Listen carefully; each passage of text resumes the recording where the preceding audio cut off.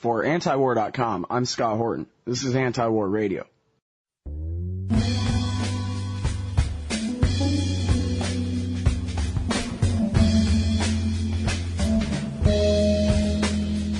Our first guest on the show today is Rob Czernik from Defend the RNC 8.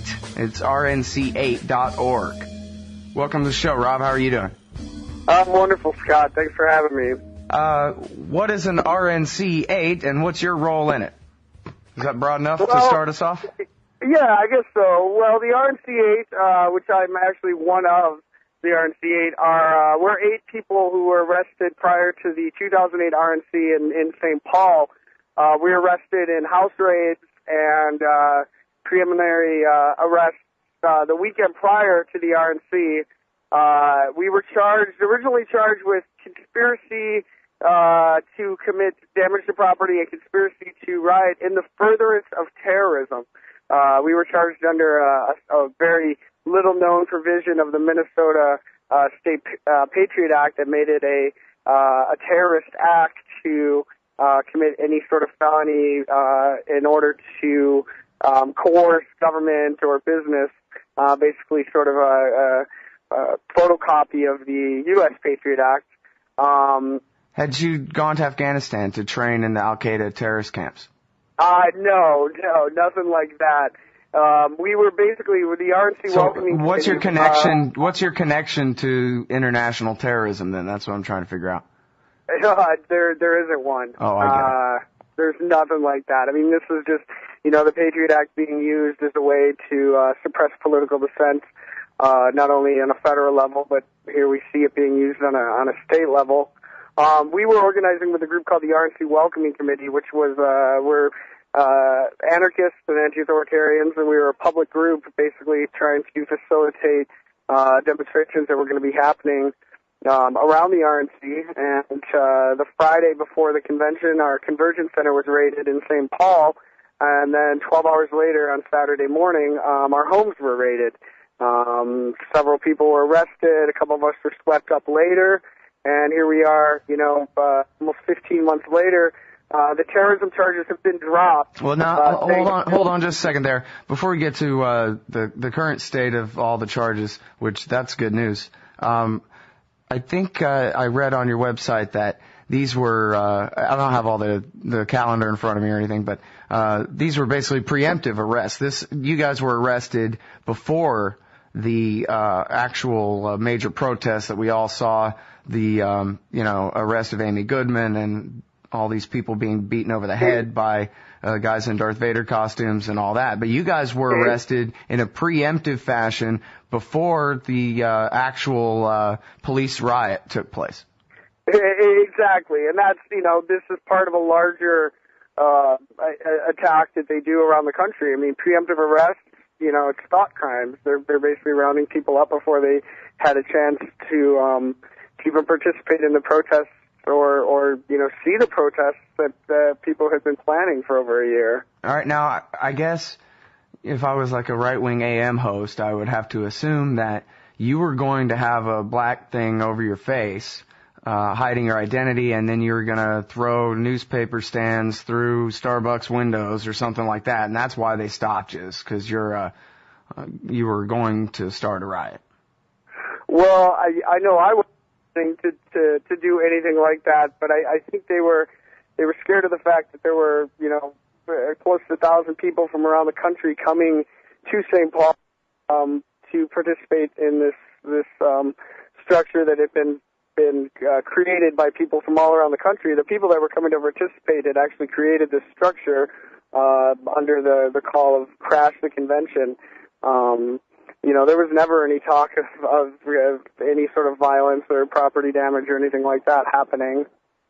Well, as far as the footage I've seen, and by the way, for any listeners who aren't familiar with this story, it's really the story of the Democratic and Republican conventions of 2008, and it's all over the YouTube. You can find a lot of footage, and there's clearly every kind of federal and state and local police on the street en masse, and I think like imported state police and local police from other states who got paid extra to come in, and as well as military involvement, at least at the National Guard level, maybe more than that. But as far as I can tell, and I wasn't there, but as far as I've seen from all the footage, this wasn't a thing like Seattle where there was even the slightest excuse for saying that it was the people who started it. This was basically just the police, arresting reporters and arresting anyone they wanted. It's all, you can watch 100 different YouTubes about it. It's a really important story, just, in that larger context, I guess, for people who aren't aware. And right during the political conventions where we're picking our president in the world's greatest democracy and all that stuff, and this is, you're starting to see this more. We saw this at the G20 protests in Pittsburgh. We're seeing it happen at all kinds of other mass demonstrations where the police are coming out in full force and basically going at it as if we're in a battle zone, and they're very indiscriminate and trying to sort of squash things before they can even begin. Mm-hmm. Well, so I'm curious as to, I guess, and you started to talk there about the court case, what level this is at. Apparently, you're out of danger enough you can do a radio show about it. Can you tell us, like, what you've learned? I guess, first of all, tell us how much trouble you're still in or not, or the rest of your associates there as well. And then also, what you've learned through the discovery process. Because if you were preemptively arrested, I'm interested to know what kind of surveillance had gone on as far as, how it was, what sort of investigation they had done in the first place that led to the preemptive arrest. Well, Scott, we, through a lot of really great outreach and a lot of great public outrage, we managed to get the terrorism charge dismissed. We are still facing one count of conspiracy to damage property and one count of conspiracy to commit riot. Two major felonies right now. We're waiting on a ruling regarding a hearing to have our cases all tried together. The state is trying to charge us together, so we're trying to go together, all 8 of us. A lot of this stuff has come out, but I want your listeners and you to remember we were a public organizing body. We advertised our meetings on the internet. We were very deliberate about being transparent. As anarchists, we were trying to really sort of remove any sort of curtain around the kind of work we do. And, because of that, we had people come in, people from the Ramsey County Sheriff's Department, one person from the FBI who were coming to our meetings. And, frankly, they didn't get much out of it. We weren't at these meetings discussing any sort of violence. We weren't at these meetings discussing any sort of, conspiracy to destroy St. Paul. If you look at a lot of our discovery, it talks a lot about getting food for people and where to house people and how to provide bikes. Basically, how to create an infrastructure so that people could come to Minneapolis-St. Paul, stay safe, and still be able to protest and participate. Well, so are your lawyers still sweating about this? Are you guys actually going to face prison time? Well, I guess first of all, address the Patriot Act part. You say that the terrorism part has been dropped. Was there a specific reason because your lawyers won a certain motion on that, or what happened there? No, that was because when they created those charges, people were outraged, and they know who I am. They know who my co-defendants are. I've been a long-time activist in the Twin Cities, and because of public outrage and public pressure about those charges, the Ramsey County attorney basically said, well, the terrorism charges will just confuse the jury, and so they dismissed them. And so that was a major, major victory for grassroots activism. We had call-in days, we had petitions, we had protests at the county attorney's office. I mean, we're very visible. We continue to remain very, very visible in the public eye about the work we do. That's the only reason we were able to successfully dismiss those charges. It was political maneuvering on their part, for sure. Yeah. Well, and I guess it's sort of a test, right? If you have a new terrorism law and it's vaguely written that it can include basically anybody who they think might throw something through a window or whatever, even if it's based on nothing, then you're going to want to test that out and see if you can get away with it. And it sounds like what you're saying is the other activists in town there, in the Twin Cities, they had your back. And they said, oh, Yeah. hell no, this is not going to work at all. They Exactly. tested it out, and they failed because you stopped them, at least so far. Right. All right. Exactly. Well, so what about the rest of this? So what are you still charged with? And Well, like I said, we're still being charged with conspiracy to riot and conspiracy to damage property. I was in jail when any of these things happened, when people were actually, the minor property damage that happened. We were all sitting in jail, and you look at the discovery, if planning to feed people and planning to provide housing for people, if that's a conspiracy, well, that's what we were doing, trying to house people and trying to feed people. Well, I mean, see, here's the thing about this. Obviously, this is your position too, but this is really troublesome. What we're basically talking about here is simple American grassroots activism. Doesn't sound, as far as I can tell, and obviously this is only one-sided, but I don't believe anything the state says anyway. So, Right.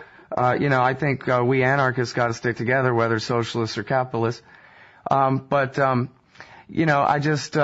think that people getting together and saying we want to protest at the Republican convention, for that to be criminalized, and actually not just criminalized, but to have, a very militarized riot force out, to have this kind of preemptive arrest and terrorism charges leveled. This is a major story. This is a major turning point, it seems like. When I grew up, I'm sure you learned when you were a kid about the convention in Chicago, the Democratic convention, where all the hippies got their heads busted in by the Chicago police, and how the news cameras went outside to film it, and the American people sided with the hippies, I think, or at least mostly or something. But now this whole thing is just buried. I mean, does Brian Williams cover this? Does anybody even care about this?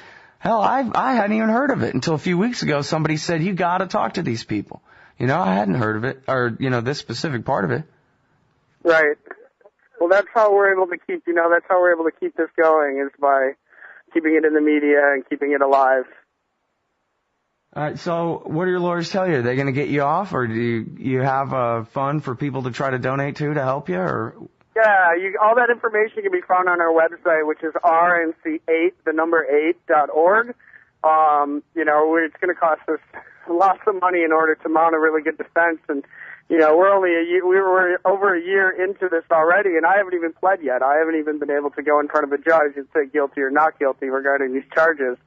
So we have a long battle ahead of us, and hopefully before the next RNC we'll know what's going on. But you have, am I reading this right? Because I'm just scanning through here. Forgive me, I didn't really put the work into researching this that I should have before this interview. But am I reading this right, that you have the National Lawyers Guild representing you? We have some people from the National Lawyers Guild working with us, yeah, but okay. Well, I mean, that's hopeful, right, that you have experts in fighting and litigating civil liberties cases. Mm-hmm. For sure, and that's what this is going to be. This is going to be a long, long fight.